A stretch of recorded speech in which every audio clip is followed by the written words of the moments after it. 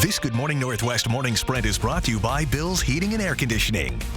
It is 6:53. We're getting you ready to take on your Thursday here in the Morning Sprint. Olivia Roberts has a major development in the battle over abortion rights. But first, we go to Mark Peterson tracking the coolest weather so far this season, Mark. I like how you say we're taking on Thursday. First Alert Weather and that weather app is in your app store and show you the timing of these temperatures. 54 at lunch, sunny, and 59 at dinner time. We are going to see a continuation of mild temperatures, if not cool, a bit cooler.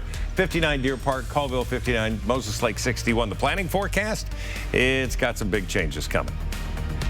Well, breaking news from Pfizer this morning. The company is officially asking the FDA to approve its COVID vaccine for emergency use in 5 to 11-year-olds. Pfizer submitted its data to the agency last month, but didn't say until this morning it's asking for emergency use authorization. The FDA's advisory committee that discusses vaccines had already planned a meeting for October 26 in anticipation of the request. If the agency okays it, a panel of CDC vaccine advisors will meet to consider whether to recommend its use. And breaking news from the Labor Department, its latest unemployment report shows new unemployment claims are on the decline for the first time in 4 weeks. 326,000 people filed new unemployment claims last week. That's a drop of 38,000 claims from the week before. We should get another picture of how the economy is recovering when the Labor Department releases the September jobs report tomorrow. That report is expected to show employers added another 488,000 last month.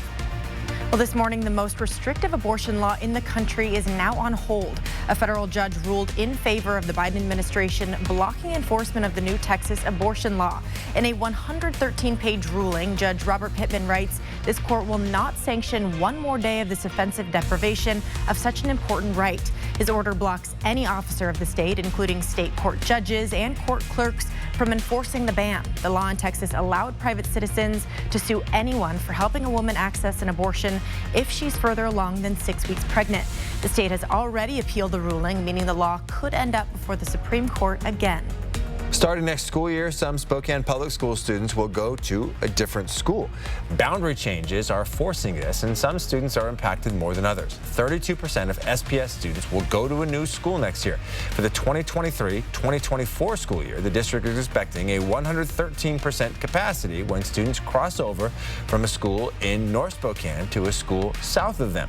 However, if some students are given an accommodation, the school would be below capacity the following school year. The school plans on having more meetings to figure out a game plan.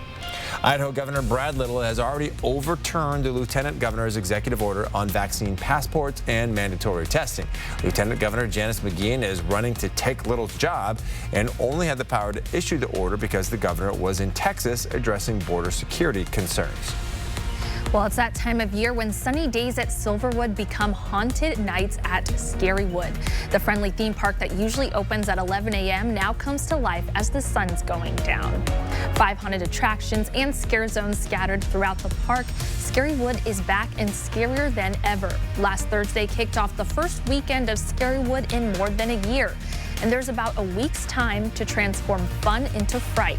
It also takes about 200 actors to make Scarywood happen, each of them dressed in frightening costumes to play out specific roles or just stay ready to scare people. You have until October 30th to experience the sights and frights of Scarywood. For more information and to secure your tickets, see the story on KXLY.com. Well, this is Sharon Archer. Her family says she's been missing for more than a week now and needs your help finding her. The 62-year-old woman was last seen at her home in Coeur d'Alene last Monday night. Coeur d'Alene police just released these surveillance videos of her car at a gas station near her home. These photos were taken Tuesday around midnight. Archer never left her car, drove around the gas station, and left heading south.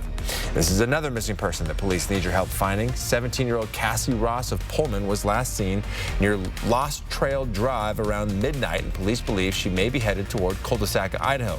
If you see her or have information on her whereabouts, call Officer Chamberlain, the number 334-0802. You can find both of these missing persons stories on the front page of KXLY.com. All right, coming up next on Good Morning America, a warning about home heating prices. They're expected to soar this winter by at least 30%. GMA has some tips.